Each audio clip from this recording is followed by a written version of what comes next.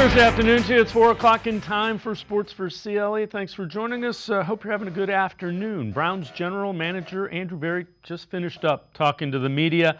Obviously, the main topic that everybody wanted to talk about, Quincy Junkins and his legal matter, where he is charged with a misdemeanor of domestic battery and not in training camp and not signed to a contract. You know, sometimes that process occurs quickly. Sometimes the information comes a little bit more slowly, but we're still in, really probably the information gathering stage with him. That, and given the fact that he's still in an active, legal situation, there's not much that I can comment specifically on his case at this point. But as we get to the point where we have, enough information to determine the next steps, we will certainly do so. The last thing I'll say before I open it up to you all is, look, we don't want to be up here on day one, talking about this. Our players don't, our coaches don't, our fans certainly don't. Shoot, I don't think you all do. And so, we're going to obviously, deal with, that situation on a day-to-day basis as appropriate. But our focus, will really be on, preparing the team for our opener against Cincinnati in September. So, Jeff, I'd say in Quincy specifically, it's to be determined. Right? We are still gathering information. So in terms of those decisions, signing, being at camp and everything like that, it's honestly probably too early to make any type of determination. So as we gather information, we'll have a better view on that. With Junkins not in camp, that's a high second-round pick. What does it do to the running back room? I'd say this: we'll deal with that day to day, and we'll see where we shake out in that position room. I think we're excited for a number of individuals who are in that room, and we kind of really want to see how things play out, certainly in the short term, before making any quick judgments or assessments. Again, another thing that Andrew Berry asked about Shedeur Sanders, who during minicamp and OTAs had 2 speeding tickets with excessive speed. Not smart. Just not smart. And it's something that we've addressed with him. He understands the implications. He understands the consequences. And I think the thing is, it's not just about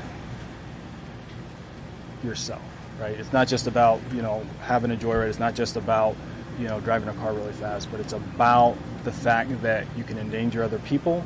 It's about the fact that if a deer or someone, cuts out in front of you, your reaction time, it's just dangerous.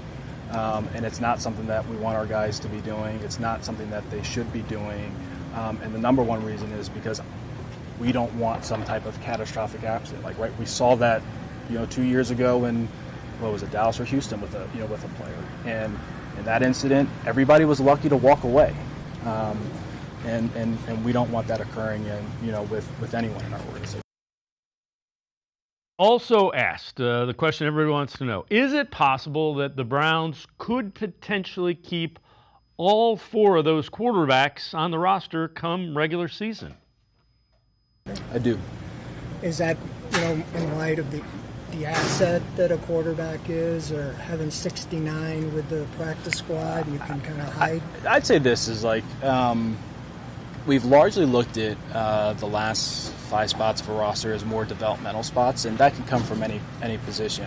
I also think with the roster flexibility nowadays, especially with the elevations that you're able to have on the practice squad, there's just more flexibility in terms of how to build your 48-man game day roster, where it's maybe not quite as restrictive in the past.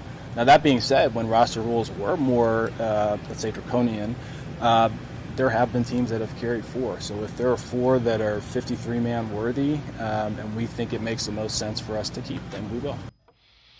Along those lines, we'll also hear from Joe Flacco and Kenny Pickett. Joe Flacco talked about the importance of staying in the moment for training camp as well as getting ready to get going in that regular season.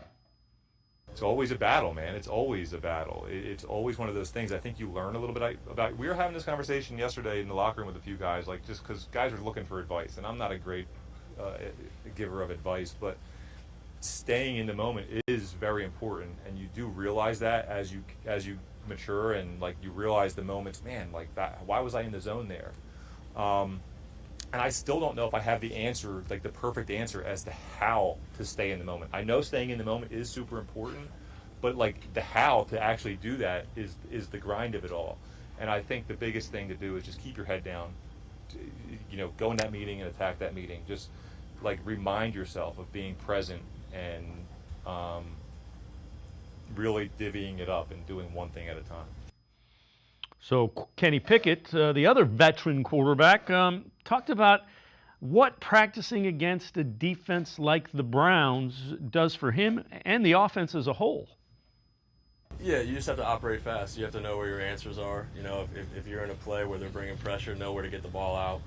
It helps sharpen your skills as a quarterback when you're playing against a caliber defense like we are every single day. You talk about just the guys up front, the front seven, but that's the secondary can play. There's a lot of really good players there. So I think it's huge for, as quarterbacks, backs, receivers, tight ends, to go against this level of competition every day. It'll only make us better. And, I'm excited. It's only been day one. We're on day two now, but it's been good so far. Is interior pressure harder to deal with than pressure off the edge? Yeah, listen, if they're getting pushed back up the middle, there's nowhere to step up. If it's on the edge, you can step up in a pocket and make a throw. With the interior pressure, it adds an element of, trying to find an escape lane if there is one. And, we got some guys that are going to cause a lot of teams problems. Browns getting ready to head out onto the field for the second day of training camp. We'll hear more from Kenny Pickett, as well as Joe Flacco, Myles Garrett, Quincy Carrier, and Lance Reisland will be along a little bit later in the show. Let's turn our attention to the Guardians' afternoon game today. Guardians trying to sweep the Orioles in a 4-game series. Logan Allen taking on Charlie Morton. Afternoon game over at Progressive Field. First inning, and the Orioles got after it in a hurry. Ramon Laureano, former Indian, former Guardian, current 2-run home run hitter off of Logan Allen, 2-0 Orioles. Still in the first, and the Orioles still going. Ramon Urias beats Angel Martinez in center. A double brings in another run, 3-0 Orioles. Third inning, Stephen Kwan at the plate, and Kwan gets one back in a hurry. Solo home run to right center to make it 3-1. 3-2 in the fifth inning. Stephen Kwan again. Another home run off Charlie Morton. First multi-home run game of the year as Stephen Kwan hits 2 deep. Game tied up at 3. But in the seventh, Gunnar Henderson, an RBI single to right to make it 4-3 Orioles. And that's how it ends. The Orioles avoid the 4-game sweep with a 4-3 win over the Guardians. So the Guardians able to take 3 of 4 back in that wild card race, now at dead even 500. They have the Royals and the Twins and the Rockies coming up, so they can make up some more ground. Time for us to take a quick timeout. Other side of the break, Quincy Carrier from Untitled Unfiltered Browns coverage is up first. We're talking Browns, we're talking quarterback. Sports4CLE. I'll be right back. Stay with us.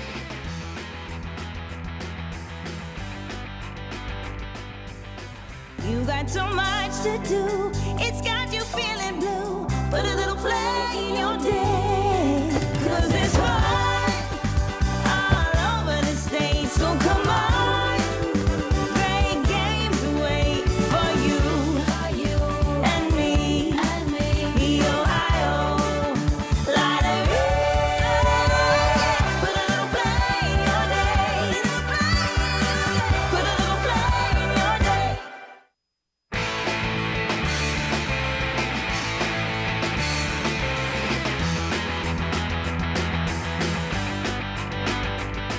We begin by talking Browns on Sports4CLE. Browns will hit the practice field in about 20 minutes or so for day 2 of training camp earlier today. Kenny Pickett on how he's approaching the quarterback competition with Joe Flacco. Yeah, I was just excited. It's an opportunity to compete. I mean, that's all you can ask for. So, having an opportunity to compete against these guys, and it's a great room. We're having a lot of fun already together. But really, it was the opportunity that I was most excited about. Say, go back even just 2 years. How much different are you now as a person and quarterback? A lot. I mean, it's you experience so much of life. I think being an NFL quarterback, you experience the highs, the lows. I have an unbelievable support system that I can lean on, but you just go through so many trials and adversity. You learn a lot about yourself, a lot about the people around you. So I'm grateful for every experience that I've had, because I feel like it made me a better person, a better player today. When you talk about yourself as a player, as you've gone through this, going from Pittsburgh and then to Philadelphia, and now you're here in Cleveland, just what have you learned about yourself as a player that can make you a better quarterback? Yeah, I think the ability just to buy into whatever system you're in. I've been in different systems. I feel like I have the ability to play in a lot of systems with what I can do inside the pocket and outside the pocket. So buying into the scheme, buying into what the coaches are telling me to do, and then just leaving it all out there, working hard every day. So it's not going to be done in one day. It's not going to be done in 2 weeks. You got to show up and be your best every single day. Well, now let's welcome in Quincy Carrier, Untitled Unfiltered Browns coverage. Quincy, there are a lot of things, numbers that are not impressive about Kenny Pickett. The one thing that is, he's won 15 games, 15-10, and of those 15 games, 6 of them are fourth quarter comebacks. There's something about that. There's something about that that's good as a quarterback. Yeah, Kenny Pickett has proven that he can manage games, right? I think that's the one thing that you cannot knock Kenny Pickett on. Can you knock him on his accuracy? Can you knock him on his ability to attack the middle of the field? You most certainly can, but he can manage games well and take care of the football in high-pressure situations. He's done it quite a few times in his NFL career, and whenever he's been asked to do that, even in Philadelphia last year, he was able to do that. And I think that's one of the things that makes him appealing to the Cleveland Browns, a team that's not going to be asking their quarterback to really carry the load on offense, but really just manage the game effectively and stay out of the way of other things that they're trying to use to win the game. So that's the appeal to Kenny Pickett for this coaching staff, and I think that's why he's here. All right, so Joe Flacco also met with the media before practice today, which will get underway in a few minutes. Flacco, with his approach to the quarterback competition. I'm as determined as ever to just be the best quarterback that I can be. And I got it, it's so easy to, and I do it, I'm guilty of it. It's so easy to look ahead and picture yourself as the starter and hearing that news and things like that. But I really, second day of camp, I think the best thing for me is to just stay in the moment and come out here and have fun and compete and just do what I love to do. I think that's going to be the best way for me to show what I can do and all that stuff. So, I think there's a lot of self-motivation in order to be good at in this league, and that's always there. So I'm just going to continue to approach it like I always do. And again, we've seen what Joe Flacco can do potentially in this. There's a lot of big play potential with Joe Flacco. Yeah, Joe Flacco is, I think, the thing that he has going for him, right, of all the quarterbacks in this competition or in the quarterback room, is that he's the one that is most willing to kind of trust the offense and take some of those downfield throws, right? Trust that the backside dig's going to be there, that he's going to be able to make it. And it's going to have a great effect for somebody like a Jerry Jeudy who runs a lot of those intermediate routes. So Joe Flacco does bring a lot to the table here. And I think if you're the Browns and you're in the situation that you're in where you don't have a quarterback, right, obviously it's not preferable. We would wish that we had a long-term answer here. But if you don't have a quarterback and you're just looking to get through this year or find a long-term answer in the future, Joe Flacco is a pretty good safety valve to have for that quarterback room where you're like, okay, this is about as bad as we can get is Joe Flacco, right?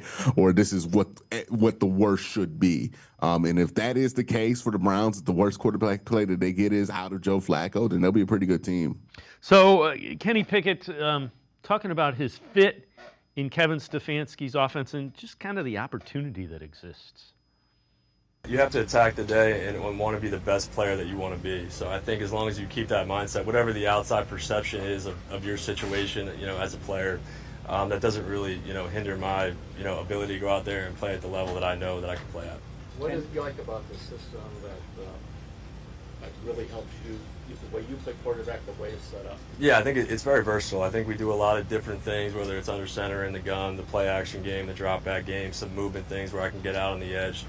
There's a lot of things that I think, fit how I like to play quarterback. So Have you been under center before? Yeah, I have been. Not at the level or the amount that we are here now, though. So that's another thing, Quince, that Joe Flacco doesn't necessarily have that Kenny Pickett does, Quince. He has some mobility. You can roll him out. You can move the pocket a little bit. Yeah. Now, to be fair to Joe Flacco, he certainly was more mobile in his last run in Cleveland than I think anybody anticipated him to be at like 40 years old. So he's not like a statue back there. But yeah, Kenny Pickett does have that to his game right now. He's not going to be somebody you use on design runs, but he's going to be flexible on like boots, right? Like you can move him around and do some of these play action pass plays where it kind of relies on a little bit of athleticism there from Kenny Pickett. The big question with Kenny is effectiveness while he's using that athleticism with his arm, right? Can he be more effective throwing on the run than he's been in his career? That's where it starts to matter a little bit more because Joe Flacco, again, not a great athlete. We're not going to pretend that Joe Flacco is a world-class athlete at this point of his life, but was very effective throwing the football on the run in Cleveland in 2023. You could assume that he probably will be decently effective in 2025. Kenny Pickett, he's been more up and down in that regard. Yeah, that's absolutely fair. Now, one of the things that has been mentioned about Joe Flacco, by me as well, a lot of interceptions. Flacco today kind of asked with how he deals with throwing interceptions.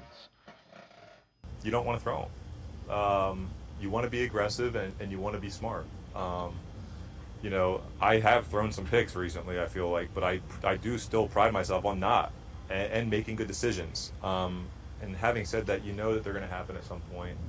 You want to be aggressive, but that's not necessarily an excuse. Like, being aggressive is not an excuse. The goal as a quarterback is to make good decisions, be accurate, and take care of the football for your team. So ultimately, that's what you want to do. And you have to find that balance of being able to be yourself, be really aggressive, and not turn that damn ball over. It's very important. Did they affect you like Winston? They don't affect you? It's just one of those things. They affect me. Maybe I don't show it. I hope I do a good job of not showing it. But man, there's times where you turn the ball over, and there's definitely times in your life as a 40-year-old where you wish you were like 6 years old and like it was acceptable to just cry about it. You can't hide on an NFL field, and there's times where you definitely want to, but you got to deal with it. You got to deal with it, man. Quincy, the one thing that may be getting overlooked, the Browns have a lot of young players. Which of these quarterbacks allows the young guys to develop and be as good as they can be? That's kind of, you got to weigh that into the equation. Yeah, and this is why I think this training camp is going to be really focused in, at least from the coaching staff's perspective, on like what Kenny Pickett is as a quarterback, because that's the question they have to answer. They know that Joe Flacco, if they can throw him out there for like 8 games, they're going to get a quarterback play that is at least allowing you to develop the rest of the offensive roster, right? Like, that's what we know we can get with Joe Flacco. It's not going to be the best quarterback play in the world, but it certainly won't be below below NFL quality, right? It will be within 32 of 32 quarterbacks. So that's really what the competition is with Kenny Pickett, right? Can Kenny Pickett prove that he could be better than that? Because that's the concern. It's like, we don't know if Kenny Pickett is going to be able to help the roster develop, because yes, he's a veteran quarterback. kind of, but his track record is not that of somebody you could be like, oh yeah, he's not going to burn the house down, right? Like he's not going to be awful at quarterback if you just throw him out there. There's still a lot of questions that you have associated with young quarterbacks that you would have about Kenny Pickett. And I think that's a lot about what this training camp is evaluating that. So I know you've kind of addressed this on yours. They're saying it's a four-way quarterback competition. Do you really think it is? And is it a good thing or a bad thing if it's not?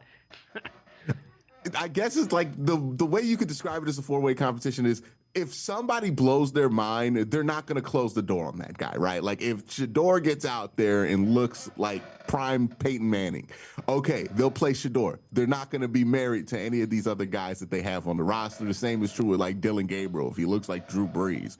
But other than that, they're more than likely going to be picking between Kenny Pickett and Joe Flacco. And I think a lot of this training camp, and I don't know if Browns fans are prepared for this, is going to be about evaluating Kenny Pickett more than anything because they kind of know what they have in Joe Flacco in this offense. They're going to watch some things to confirm. You're going to want to make sure that the interceptions aren't jumping when you see them in practice because older quarterbacks do tend to throw more interceptions as their arm talent starts to wither. But with Kenny, that's going to be the evaluation. They're going to look at him all training camp. They're going to evaluate him. They're going to give him almost pretty much the bulk of the first team reps. And they're going to be asking themselves the question, is this guy better than Joe Flacco? Can we cut Joe Flacco and keep Kenny Pickett and feel good about that decision, right? That's going to be what this is about. If Kenny Pickett plays well in training camp, does well in the joint practices, does fine in the preseason, then Kenny Pickett will be the starting quarterback in week one. But if Kenny Pickett does not take this job, it's not going to be his, right? He's not going to stink throughout camp and just get the job. That's what Joe Flacco's there for, right? So that's kind of how I view this competition. They want Kenny Pickett to take the job. They're setting up Kenny Pickett to prove that he can take the job, but they're not handing Kenny Pickett this job, which means that, hey, there's room for Dylan to take the job if he blows you away. Same with Shador Sanders. And obviously, if nobody blows you away, then that's exactly what Joe Flacco's there for, because he's not going to practice enough to blow you away during camp, right? So that's kind of how I view it.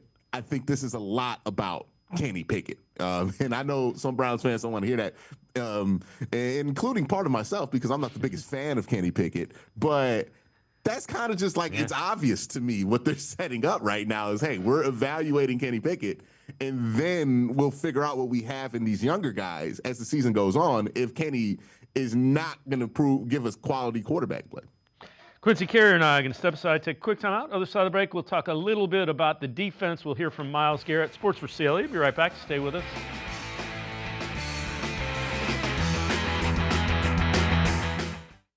Come back to go forward. Back to learning new things. Back to pursuing your dreams. Tri-C has flexible learning options to fit your life. And every year, more than 1,000 local companies provide Tri-C students with real-world learning. The right education can boost your lifetime earning power by hundreds of thousands of dollars. Start now with a college education you can afford. Tri-C, where futures begin.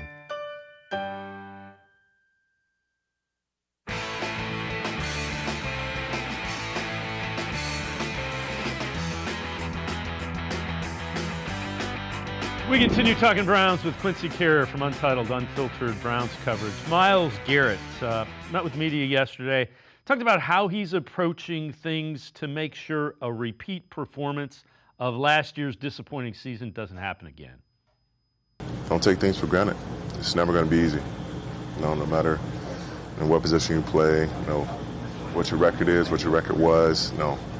Any given Sunday, both teams have a chance. So you've got to come out and be that same player every time you step on the foot on the field. You can't have a slow step. You can't forget your assignment. All those things that they feel like minute details or just one bad step that can lead to a big play, a touchdown, whatever it is. That's how those things accumulate, and you end up where we were at last year.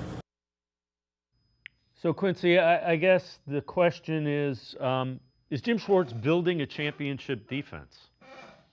I think the template is most certainly there for what Jim Schwartz is trying to do. If you look at what they did in 2017 with Philadelphia under Jim Schwartz and how they built that defense, the template is there for Cleveland Browns, right? You can see the parallels within what they're doing in the interior defensive line room, the edge room, and even at linebacker, right? Up to the point where like Vinny Curry, right, was this run defending edge they had opposite of their ace in Brandon Graham. Well, what did the Browns have, right? Isaiah McGuire, their run defending edge they're developing next to the ace of all aces, Myles Garrett. Linebackers, right? The investment in that linebacker position is similar to what they've done in Philadelphia in that time period, and it makes sense because I believe Andrew Berry's been associated with that team during that time. Same thing with Jim Schwartz, and they're both seeing like a template that can be recreated here in Cleveland successfully and long term. I mean, like 5 of these guys that we're talking about, right? Myles Garrett, Isaiah McGuire, Mason Graham, Mike Hall, Carson Schlesinger in that front 7. All young guys under control for a while. Myles Garrett, obviously a little bit older, but has a 5-year deal, and he's Myles Garrett. So you're not really worried about age as much as you are for other players. So, yeah, you have a core for this front 7 locked up for a long time, and they're going to be primarily under rookie deals with Myles Garrett on the roster during that period. So that's what they're trying to build. And, given Jim Schwartz's track record, I have pretty good faith that that's going to work out. Yeah, I would agree wholeheartedly. So I keep coming back to this. They've added, this offseason, they've added Malik Collins, Mason Graham, Carson Schlesinger. Those are guys that impact the middle of that defense. How important is that to what Jim Schwartz wants to get done? We complain about it every year when it's not there, right? And it's like, oh, we can't stop the run. We could do all this stuff, but we're too reliant on getting a tackle for loss to throw a team off. This makes it so that, like, play to play, you could just be so much more reliable that the run game isn't going to be something that people can spam to get away from Myles Garrett. This is a more complete defense, and we'll have to see. Like, is Mason Graham ready in year 1? Mike Hall coming off that knee injury. When is he going to be back? But you can see the makings of what I think eventually will be, either this year or next year, the most complete defense Myles Garrett's ever played in. And I think that's going to have a tremendous effect on the field. So NFL Network did a piece that talked about what they think the Browns defense needs to improve on this upcoming season. Defense could use some work too, and more than just a nip and a tuck. Caught! Jamar Chase! 29th in points per game allowed, 19th in yards per game, 24th in the red zone. For the goal line touchdown! Have to defend the pass better, 27th in rating allowed, 25th in yards per attempt given up. Roddy's got him! They have ground to make up along the ground, gave up 4.5 a carry. Lunges into the end zone! The one facet they fared well in last year, pressuring the quarterback, they were first, tallied over 40 sacks. Alex Wright's got him and throws him out of the back of the end zone! Safety! And phew, they do at least still have first-teamer Myles Garrett and the 14-plus sacks he usually comes with. Myles Garrett now the only player in the history of the National Football League to have 4 straight seasons with 14 or more sacks. Another young guy at the other DN spot with Isaiah McGuire, 2.5 sacks coming off the bench most games. And Quincy, again, everything you need perspective. So they were on the field a lot more than they needed to be because the thing that is mind-numbing, they only had 4 interceptions as a team. That's ridiculous. There are guys that have twice that many interceptions. Yeah, the secondary in general was not what they wanted last year, and specifically we're talking about Martin Emerson, right? Like, he was not where he needed to be last year, and that really had a great effect on things. I think the offense really, like you mentioned, drained this defense. You could see it while you watch this team where they play like elite defense for 2 quarters, and then they realize the offense isn't coming. It's like, well, I'm just fighting 3-on-1 at this point, right? And you can just see them just kind of cave in as time goes on when they get that no help from the offensive side of the ball. So I think if they can get more help from the offense, if the offense isn't abysmal like it was last year, then this defense has a chance to look more like it did in 2023. But also, we need Martin Emerson to look more like he did in 2023. We need Greg Newsome to look more like he did in 2023. Denzel Ward's been fine during this period, right? I think he's been pretty good, but the rest of the secondary really hasn't been living up to that billing. They've done a little bit of a shakeup there at the safety position. We'll see if that pays off. But yeah, I think the secondary, if you look at any unit that underperformed last year, they're squarely them. I would agree wholeheartedly, and I do expect the defense to bounce back without question. Quincy Carrier and I are going to take one more time out, other side of the break. A little bit about expectations and what to watch coming up in training camp. Sports4CLE, I'll be right back. Stay with us.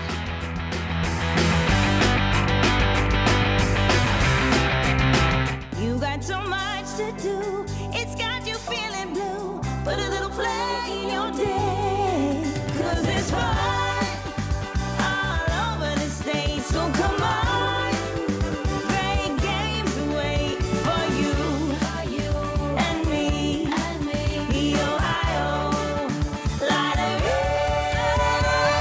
Put a little play in your day, put a little play in your day.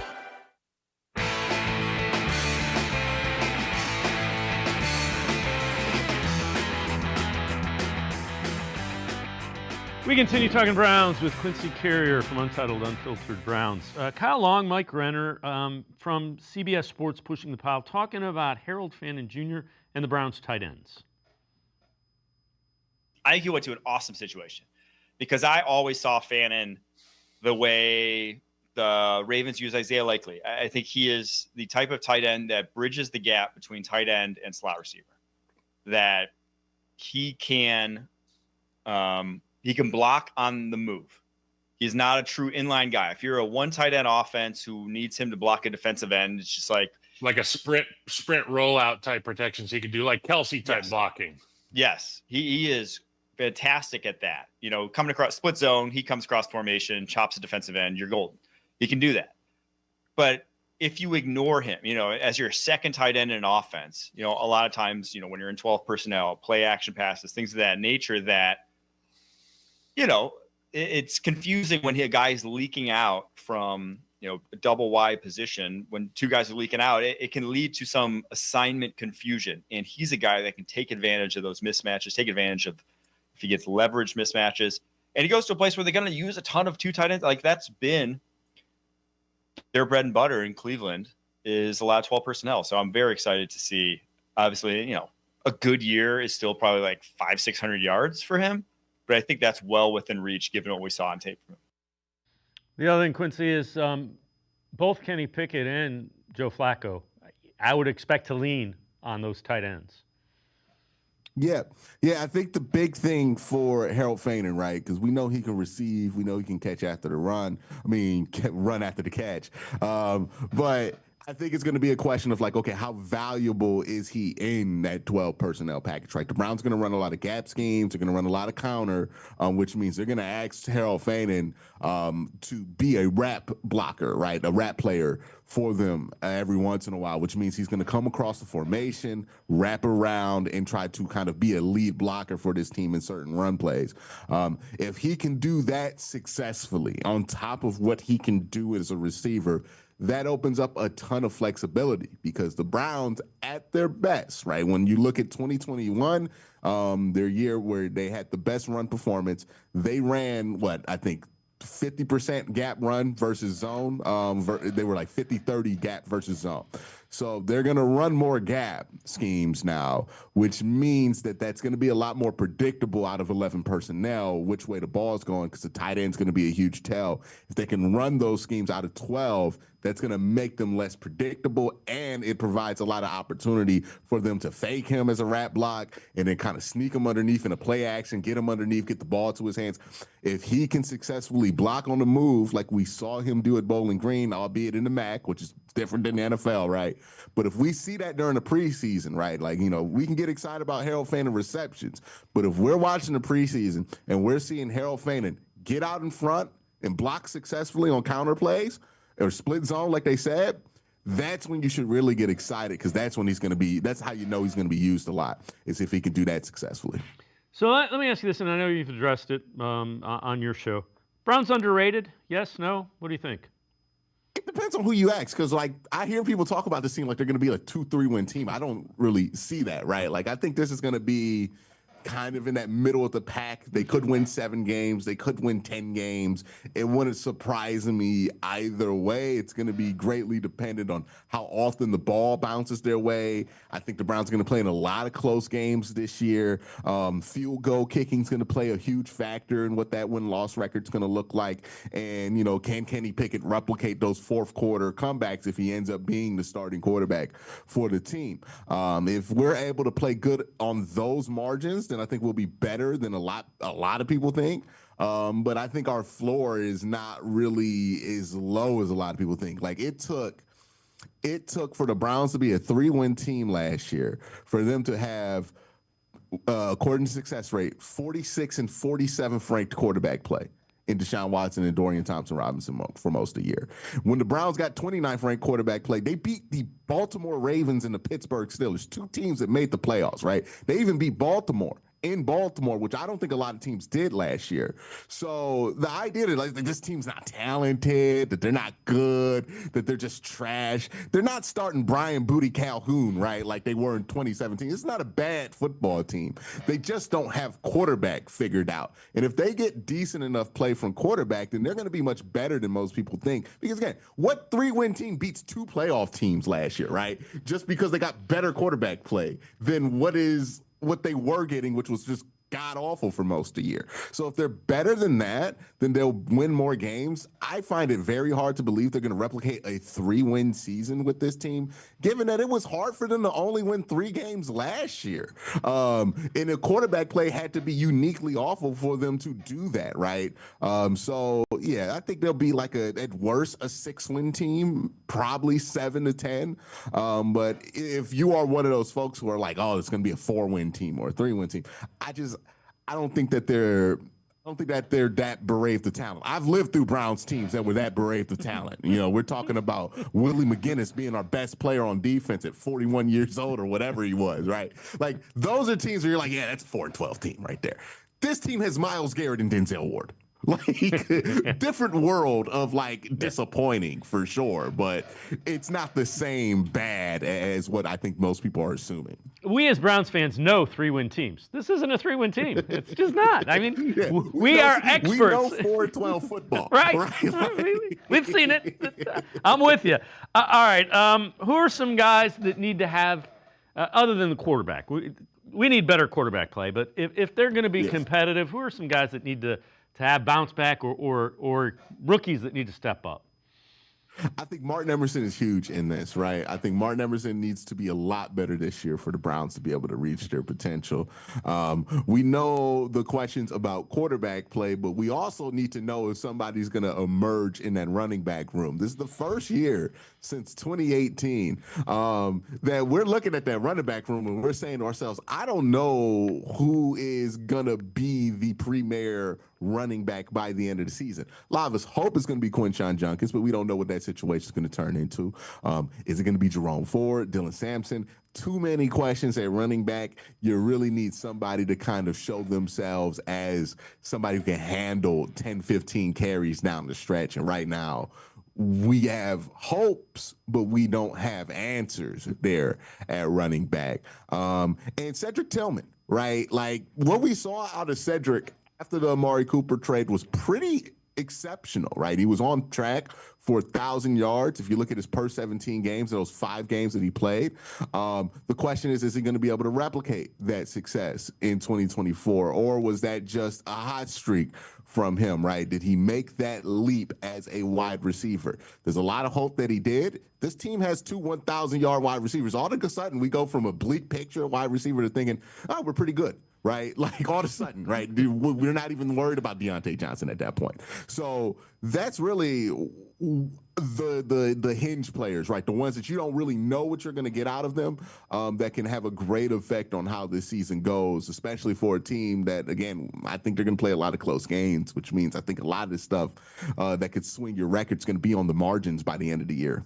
Quincy Carrier, as always, great stuff. Thanks so much for the time and the insight. Appreciate it very much. Thanks, Quincy. No problem. You have a great day. Quincy Carrier, make sure you check him out. Untitled, Unfiltered Browns coverage, always really good and entertaining stuff. We're going to step aside, take a quick time out. We continue talking Browns, getting ready to be on the field for day 2 of training camp.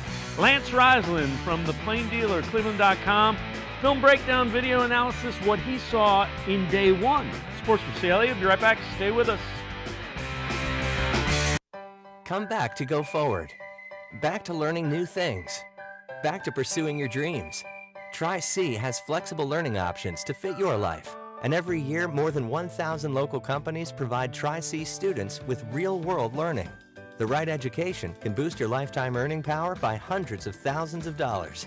Start now with a college education you can afford. Tri-C, where futures begin.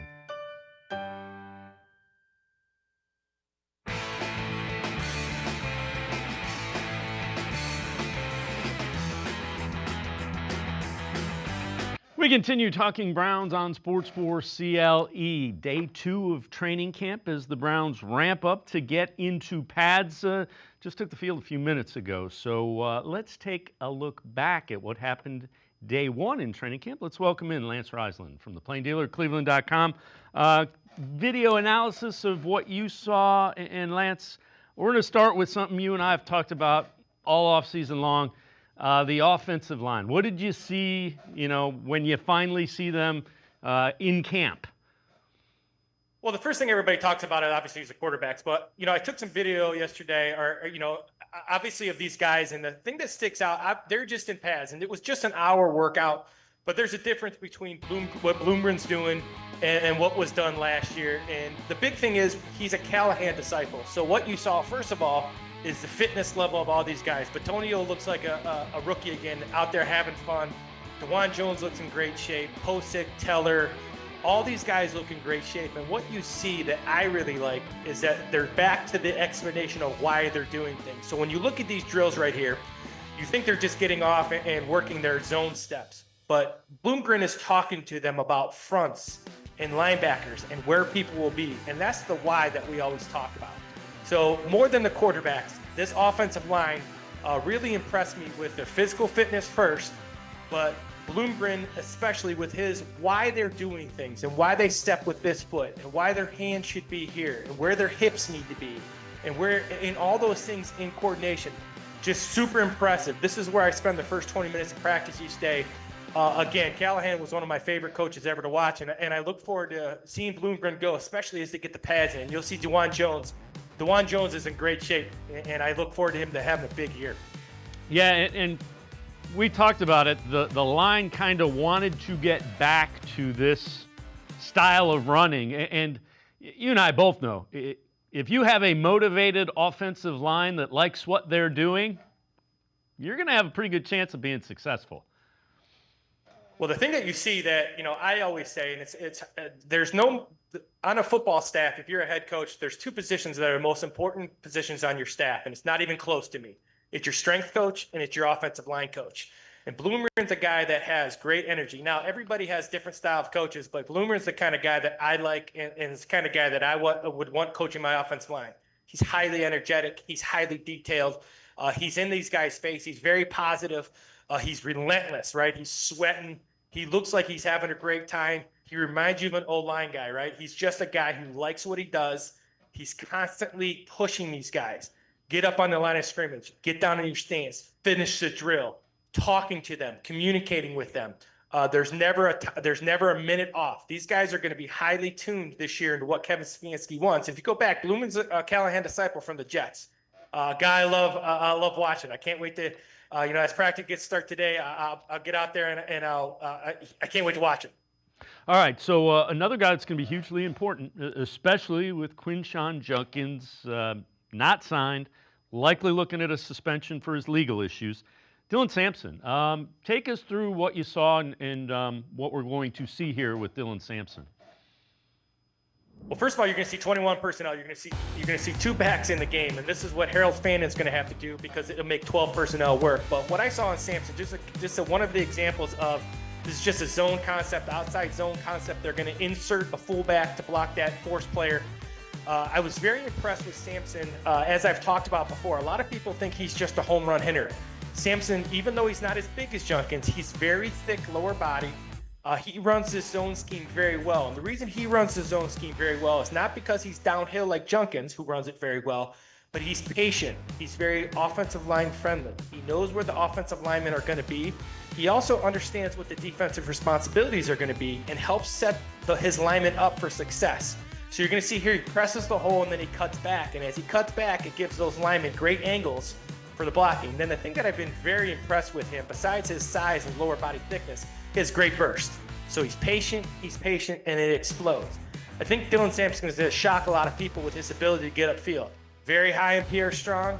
I'm also very high on Jerome Ford. I think their backfield, even though Junkins is going to be the bell cow, these guys are all going to be good. And when you go back to this physicality, it's about the offensive line. It's not always about the running backs.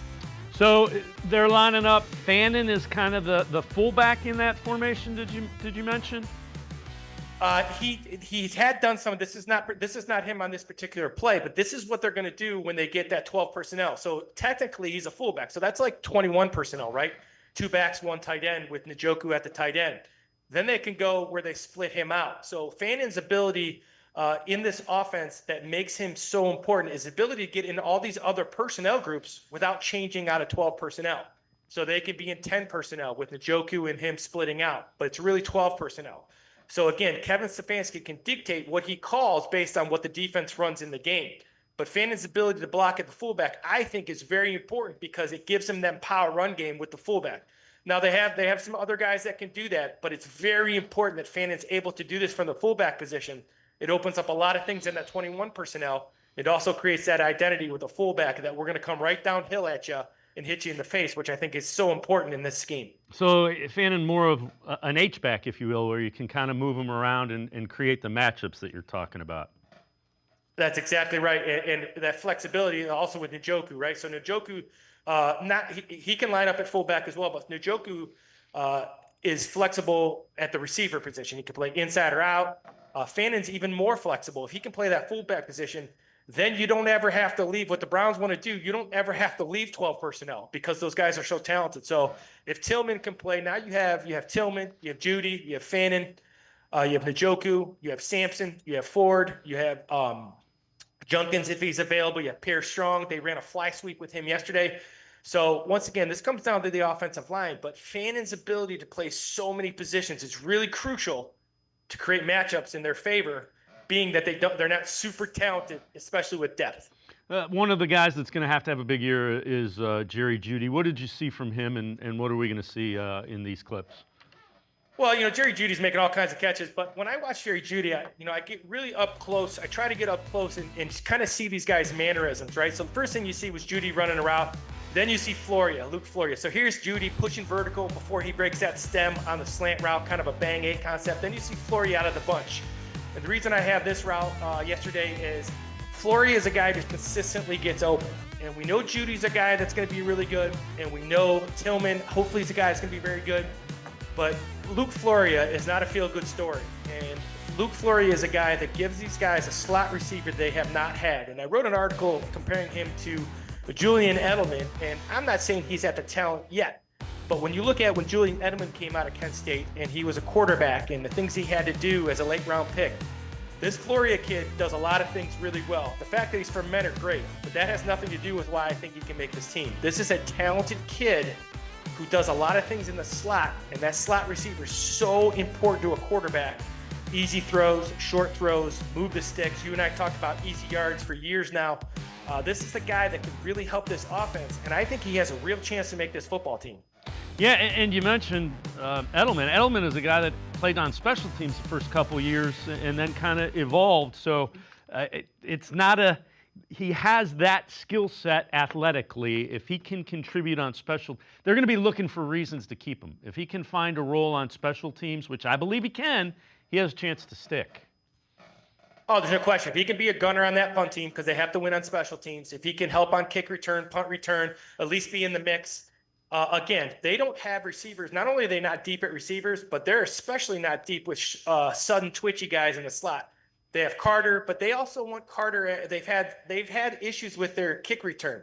the kick return, punt return has done absolutely nothing for them in the last couple of years. So I know they got some guys that want to do only that. And I think Floria, because of his ability to work in the slot and work with motion, and I understand he's undersized, but in the slot it doesn't matter, right? He's got to work against linebackers, work against safeties. This is a kid who has a chance to make the team because of his skill set. Again, I've gone from, this is a feel-good story with some talent to this is a kid that can really help this offense because of what he does in the slot. All right, the final clip of the video analysis from day one of training camp. Take us through this and what we're seeing here. Well, you're going off the play action here, so you're going to see Dylan Gabriel come off play action here. He's gonna sell zone to his right. You see the offensive line. He's going to boot back and he's going to throw back. And this is a really, really, really good throw yesterday. Another kid that's done some really good thing is Gage Lavardian, and he's another guy along with Floria that's done a lot of really good things. But this is a throw of the day. This is the play of the day. And, Dylan Gabriel, all these quarterbacks, and I've been asked a lot of questions since yesterday. Who's in front? Who's in back? Well, no one's in front. I will say this. There's a big difference between Flacco and Pickett and Gabriel and Sanders in terms of just reps and what they're getting and who they're running with. But this was the play of the day yesterday. But all these quarterbacks are getting up to speed. Dylan Gabriel is a lot more physically talented than people give him credit for. I'm highly impressed on how polished he is. His footwork is very good. And again, he generates a lot more velocity with that football than people give him credit for. Obviously, he's going to be an outlier, but this was the play of the day yesterday. They all had a really good throw yesterday. Pickett threw a dig route to Judy. Sanders threw a really nice comeback route to Skelly. They all had some good throws. Flacco is Flacco. He just makes good throws all the time.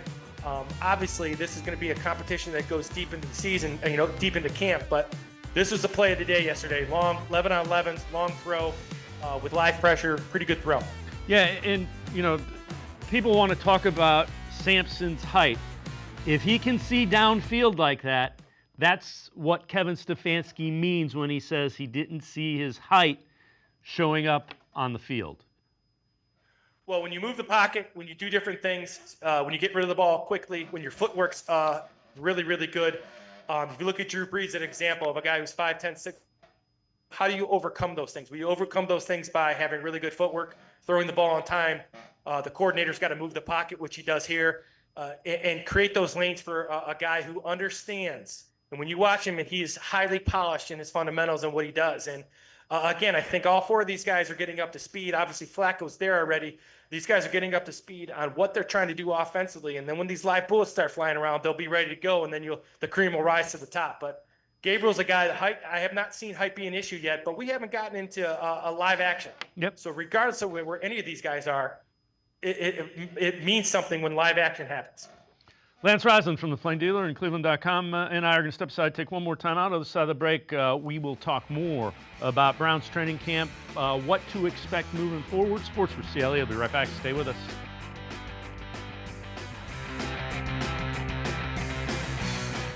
You got so much to do. It's got you feeling blue. Put a little flag in your day. 'Cause it's fun all over the state. So come on.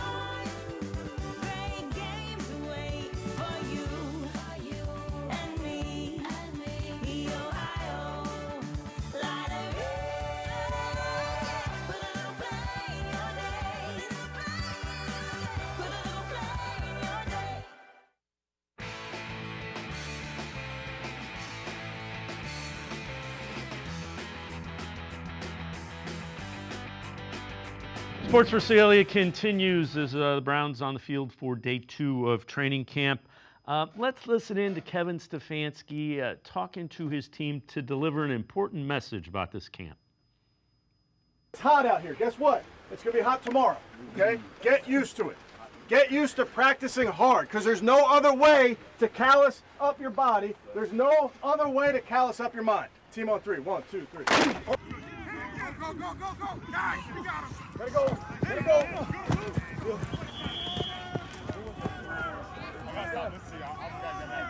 Stop your leg.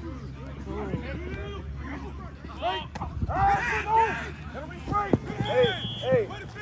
I'm dead. Hey, forehead.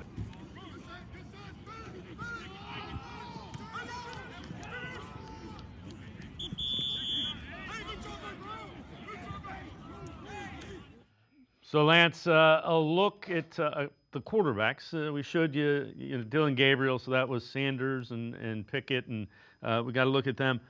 But the important thing is Kevin Stefanski telling these guys it's going to be physical. That's a departure, and we talked about it. I think they needed to do that. I think they need to do that.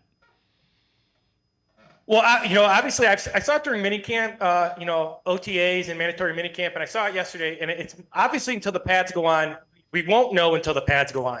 But what you're seeing in terms of energy, sense of urgency, pace, how they're doing things, Bloomgren with the offensive line, the defensive line, Schwartz has his guys, those guys flying around.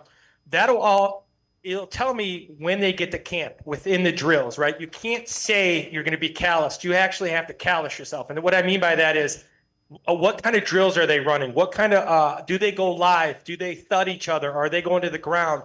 Are there some actual game situations where everyone's live? I don't know how that's going to be. That's not really Kevin Stefanski's thing. And there's a lot of times you can be successful without that. However, they've gotten off to some slow starts, and it's hard to simulate game speed without going game speed. So I'll be interested with, when they go inside run, when it's offensive line versus defensive line with just the run game, when they go blitz pickup versus linebackers, when they go one-on-one. What is the physicality? How long are they physical in practice? How long are practices? Do they go goal line live? Do they go ones-on-ones live? There's a lot of things telling things. As pads go on, I'm really looking forward to seeing this physicality that we're hearing. I want to see it come to fruition. I want to see them actually do it. If they do, I think they got a chance to be successful because that's what it really takes. You got to be physical. You have to use live bullets to be physical. So Jerome Ford did not practice yesterday. Is it something they view as serious? Well, it's serious from the standpoint of Judkins is going to be likely suspended for the first chunk of games, 4, 5, 6, how many ever. Is Ford just banged up and they expect him back quickly, or? It seems like it. It seems like, Kevin Stefanski has always been close to the best when it comes to injuries. So if a guy's banged up, especially early in camp, he keeps them out, and whether you like it or not, Kevin Stefanski really reminds me of my dad in terms of we need these guys ready for the game. And, but that means you got to acclimate them. So if he comes back when the pads get on, again, a guy who understands the scheme, a guy who's played with Nick Chubb, a guy who understands the zone scheme, the gap scheme, everything Kevin Stefanski's going to run, pin and pull, he knows. So I think he's just a little banged up, and we'll know more as we get out to practice today. We'll also know more as they get into pads, but I expect Jerome Ford to be just fine, especially when they start going live action. What are you paying attention to the next couple of days? They're still ramping up, so league mandates that they can't be in pads at this point. But what are you paying attention to the next couple of days?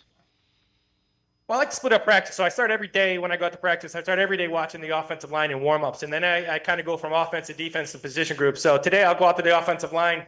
Then I'll go over to the defense side of the ball where I'll focus on the defensive line and linebackers.